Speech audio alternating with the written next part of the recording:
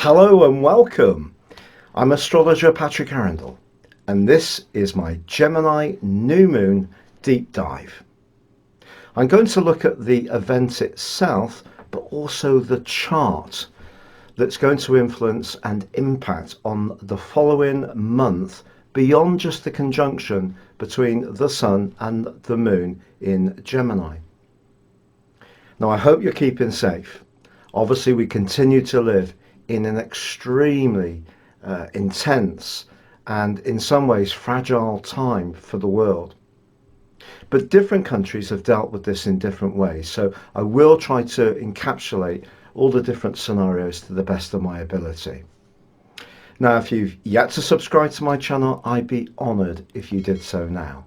Also, if you leave any comments, as you know, I try to answer every single one. But if you've got a more complex question about your natal chart, which has been coming up, I would be grateful if you did subscribe. It's a fair exchange. Also, if you'd like to chat with me directly on Twitter, you can do so at Horoscope Ace. Also, if you'd like to subscribe to your free daily horoscope or my absolutely bumper-packed monthly astrology magazine, please see the link beneath this video. So here we are. The wheel on the screen that you can see is for the 22nd of May 2020, and I've erected this chart for 11:38 p.m., which is Universal Central Time. Now, in New York, the event occurs at 1:38 p.m. So there is a little bit of a difference between the two. Now, looking at this chart, we can see that here we've got the moon in Gemini, where it's quick-witted, fleeting, mutable. Gemini is an air sign. It's the third sign of the zodiac. And this can add a degree of pace to our existence. I think we're going to see much more media coverage of anything to do with technology, for example. And the Sun in Gemini can also make us dexterous, the ability to embrace lots of different things all at once. It's a very nimble sign, is Gemini. And in this particular chart, we can see the ascendant is in Scorpio. So that gives a level of intensity. But we can see because of that, that in Placidus, at this particular time, based on Greenwich in London, it moves the Sun and the Moon and their midpoint into the 7th house. So what does the 7th house represent? Well, that's very Libran. It's very much about relating. So I think this new moon is asking us to re-energize our listening skills, to try to connect with others as meaningfully as possible, and maybe we are going to have to be quite quick-witted in some of the ways we're dealing with life, because different things are unfolding at different paces in different places. And the interesting thing about this particular new moon, in terms of a degree of stability, is the fact that Saturn, although it's retrograde, in the sign of Aquarius, it is forging an absolutely brilliant trine to the Moon and the Sun.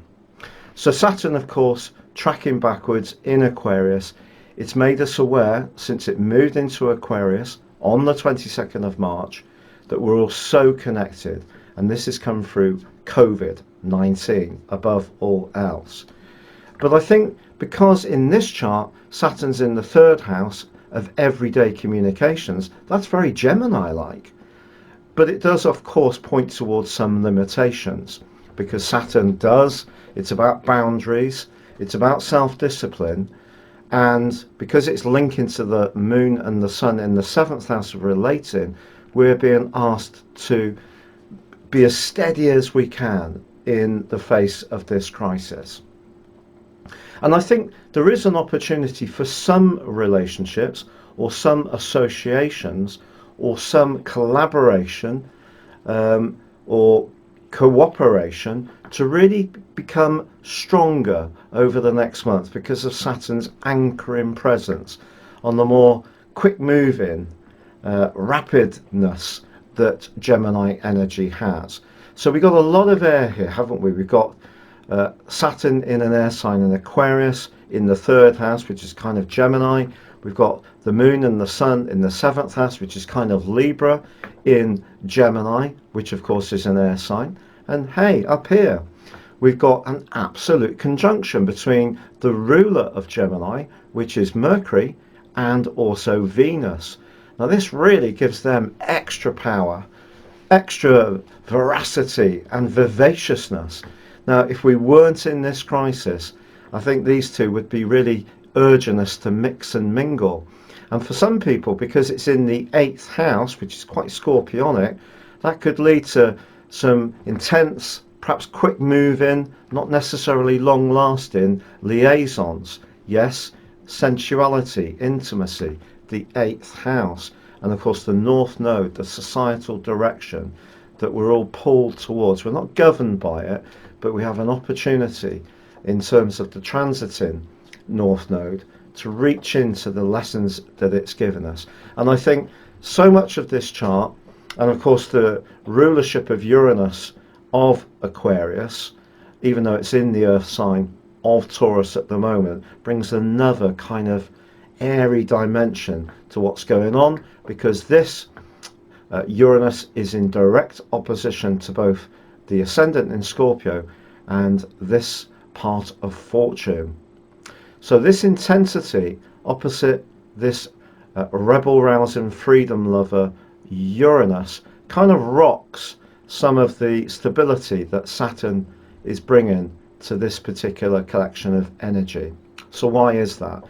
And I think it's simply because some people are going to be finding the lockdown really tough to bear. And I think there are going to be more cases of rule breakers. Now, obviously, Scorpio does govern our longer term finances. It's where we're deeply invested. It's where we're very committed. It is about transformations, but it is about sex. If you put the part of fortune on the ascendant in Scorpio, when we've got this Mercury and Venus conjunction in the 8th house, which is very Scorpionic, opposite Uranus, there's going to be some people who are drawn towards some liaisons, and they may find it difficult to sustain any rules and regulations that may be in place. Now, obviously, when the Sagittarius full moon comes through next month, I think that's going to be a particularly interesting point, because that does also square up to both Mars and Neptune, which are down here. You can see Mars is alongside Ceres at the moment, but Mars is going to catch up with Neptune, and that's going to get tangled up in that full moon in the next phase in 2 weeks' time in Sagittarius. And again, because Sagittarius is very free-spirited, we may see some people ducking and diving a little bit around the guidance in order to get their needs met. So that's how I feel that this is feeling. We have also got some other information to share with you. Mars being on Ceres, I think, is actually very good. Ceres is very much about agriculture, food, distribution. It's also about nurture. So in the 4th house, it doesn't get much more nurturing than that. With Mars alongside, I think we're going to see potentially some good news about the fisheries industry, or perhaps the lockdown will be released a little bit, so we're allowed to go nearer to rivers, lakes, and even the seaside. That's a bit of a guess on my part, but I think it's possible. So what are the challenges in this chart beyond that ascendant on Uranus? Well, you can see that Venus continues in its exact right angle to Neptune. Now, broadly, within 3 degrees, they are going to be square through to the 28th of May. And Mercury's caught up in this at the present time too. 4th, 8th, family, deep feelings, property. I think the property market and finances generally, however dexterous we're trying to be, however flexible, however much we're learning, downloading loads of different techniques, skills and knowledge in the extra spare time we've had, I do think it's possible that for some people there can be a sense of exhaustion a sense of feeling drained by all of this. And despite other people tuning into this more magical energy in Gemini, there will be others who feel really disorientated. And so if you do feel a sense of confusion, especially around very close relationships, so if you're in a family that's not particularly supportive, for example, and you live alone, I think this particular aspect can be very punishing. I have to be honest about that. And in general, Mercury and Neptune together is the trickster influence. So if anyone's talking to you about a get-rich-quick scheme, or you've got a business idea that you want to propel yourself forwards with, don't discount it, because your imagination can be very profound with these right angles between Neptune, Venus, and Mercury. But it's definitely important to grapple with the nitty-gritty details. So also, we need to be considerate that Uranus is in the 6th house of health.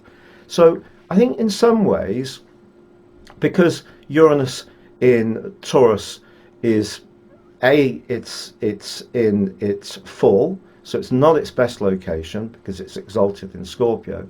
But secondly, because the fixed energy of Taurus, certainly the British government have been enormously slow to understand what COVID-19 is about and to get the infrastructure together to actually deal with this situation. But I think Uranus in the 6th house of this chart in Taurus might see more foundations going down, and it can include technology, and it can include a more imaginative way to deal with health. So that could mean drugs that have been talked about are more actively trialed. So I think that can be positive, but we have to be aware of its opposition with the ascendant, which is actually really quite strident, because we've got two fixed signs, Taurus, earth, Scorpio, water and feelings, but very intense. So that is going to be interesting what that particular opposition throws up. But I think there can be some positives around health. Now, the other thing that came up for me, broadly speaking, Saturn by 7 degrees is square Uranus. So that's kind of like innovation, but going too slow. And this can be another thing which drains us.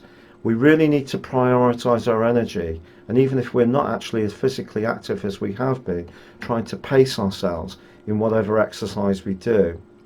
Now, of course, the big news this year has been the collection of these planets as they came together in January, obviously Jupiter did move into Capricorn in December, and Saturn and Pluto were inching closer together within about 2 degrees before they became exact on the 12th of January. And of course the power of the annular lunar eclipse on the 10th of December, which was in Cancer.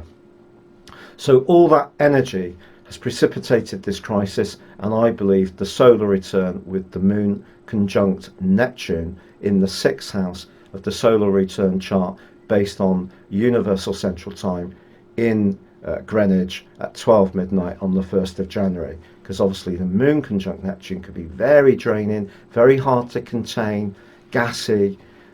Viruses it just really calls out to that particular situation.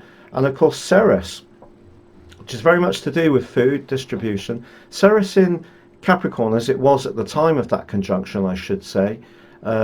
Ceres is it's a very cold influence in Capricorn. If you have Ceres in your chart, the chances were your parents weren't enormously nurturing towards you. But of course it has moved into this more compassionate, potentially compassionate sign of Pisces, conjunct Mars at the present time. So we may see some improvements in food distribution. But what about these two? So they're still very close together, 3 degrees, Jupiter in its full, and of course they're retrograde as well as both Saturn and also Venus.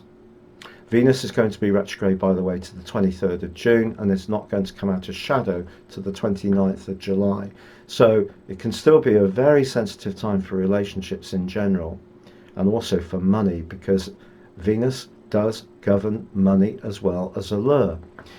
So the issue with these two, I feel, is that we have a quincunx between the North Node, the societal direction, which is pushing us to connect more, especially on a localized basis. So localism is coming very much back into vogue. It's something that I actually believe enormously passionately in.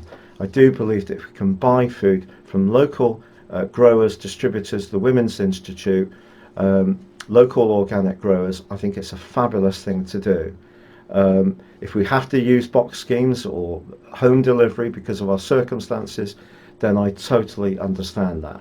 But this localism that's going to come from all this Gemini energy, ironically, is actually going to be challenged by Jupiter being in this quincunx with the North Node. So I feel that the third house, which is about information, there's a kind of mismatch between the finance of the 8th house and the freedom to move around the third house as we like. So it means that all forms of travel, okay, it's not the 9th house, which is long distance travel, but it is definitely movement. So there is a restraint between what we would like to happen and the reality. So Jupiter, which is very much about travel, isn't it amazing what's happened to airlines and ships, these cruise ships, with Jupiter in its least favourite position there in the fall in Capricorn.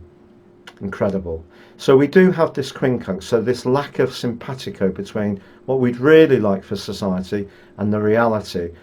And also Pluto, which of course can be about death, it can be about rebirth, it can be about transformation. So Pluto tracking backwards along with Jupiter in the third house is kind of saying to us, in both their angles to Mercury and Venus in the case of Pluto, so Mercury rules commerce, Venus can rule money. The 8th house is very much about financial systems, banks, investment, savings. The financial system of the world is not going to be getting dramatically better in the next month. I'm sorry to be really brutally honest about that. I just don't believe it will. So what are the other bright spots that we can take from this situation? Well, the ascendant does forge a great link with Mars, as does the part of fortune, and also with Ceres. And of course, Mars is the traditional ruler of Scorpio. Of course, some people mention Pluto in dispatches. A lot of traditional astrologers don't believe that's the case at all. It is Mars. I tend to think of it as both Mars and Pluto. But because Mars is forging that link, the 12th house, so 4th house, home, could be some revelations coming through, perhaps to do with medicines or research, the 12th house, hospitals, institutions behind the scenes. But I think we do have this wonderful angle also between Mars and Uranus, so 4th, 6th. So if we continue to be busy at home, trying to be productive in rejigging our schedules, moving stuff around, finding new interests that really occupy us, we can bring a tremendous amount of energy to those, and imagination too. And the ascendant with Mars again points towards, you know, a pluckiness. But I do feel the draining influence of Neptune, which has been so profound all through this year, is still going to have a massive impact. And of course these two, Pluto, Jupiter, and we can put in Saturn there as well, this is the big collective that's had such a massive impact this year, and that does remain in place. But I think more positively for the absolute events of the new moon, if we can engage more with others, if we can analyze our own communicational output, can we improve? Can we listen more? Are we living in a society where everyone wants a voice but no one really wants to absorb anyone else's opinion? Is it all right to actually listen to opinions that are very different to ours? Some people can actually be quite rude on YouTube sometimes, and I find that I just say that's fair enough. You know, you're entitled to your opinion as long as it's not personal.